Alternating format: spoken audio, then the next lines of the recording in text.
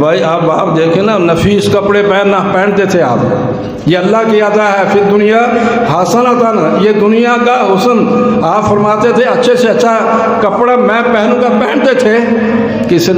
किसी ने देख लिया कि शेखुल मुशर्रफ शेख अब्दुल कादिर जीलानी रज़ी अल्लाह ताला अन्हु ये कहाँ उतार कर रखेंगे। आप अपने घर में तशरीफ़ फरमा हुए कमरे में उतार कर रख के तो अल्लाह अल्लाह में मशगूल हो गए। अब वो चाहता था कि वो कुर्ता उतारें, आपका जो कपड़ा था ना, जो बड़ा हसीन, जो आप पर बड़ा जच रहा था, लेकर गायब हो जाए, उतारना चाहता था। ये आपकी मशहूर करामत है, उसने उतारा।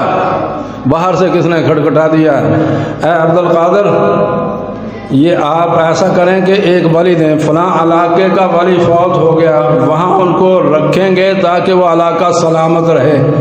अगर वहाँ नहीं रख पाएंगे तो वो इलाका गारत हो जाएगा।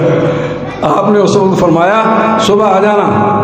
कहने लगे रात का जुम्मा कौन लेगा। फरमाया अच्छा ऐसा करो कि मैं आपको देता हूँ। ये जब गुफ्तगू हो रही थी तो वो जो आदमी अंदर कपड़े तलाश करके ले जाना चाहता था, अब वो पकड़ा जाएगा तो फ़ौरन एक चटाई में लपेट कर अपने आप को एक नुक्कड़ में खड़ा कर दिया। तो आप फरमा रहे हैं कि अगर आपको इसी वक्त ही चाहिए तो जाओ वो नुक्कड़ में एक अल्लाह का वली उसको ले जाओ। वो आगे बढ़े, वहाँ चटाई थी, उन्होंने देखा चटाई को, बाकी उसके अंदर इंसान, आओ भाई अल्लाह के वली चलें। वो कहता मैं कहाँ से वली अल्लाह आ गया, मैं तो डाकू हूँ, चोर हूँ। अब जरा ये ख्याल फरमाइएगा। फरमाया तो पहले वाकई चोर था, लेकिन जब शेख अब्दुल कादिर जीलानी रज़ी अल्लाह ताला ने फरमा दिया कि आप अल्लाह के वली हैं तो आप डाकू नहीं, आप अल्लाह के वली हैं, आओ आप चलें। अब ज़रा ये ख्याल फरमाए, तीन तरह और ये अल्लाह बनते हैं। एक तो इबादत और रियादत से अल्लाह का कुर्ब हासिल करते हैं, दूसरा किसी की नज़र से बनते हैं। तो मैं ये अर्ज़ कर रहा था ये जो वली बने ये शेख अब्दुल कादिर जीलानी की नज़र अनायत से वली बने। और कुछ होते हैं वो पैदाइशी अल्लाह के वली होते हैं। तो शेख अब्दुल कादिर जीलानी रज़ी अल्लाह ताला अन्हु पैदाइशी वली थे।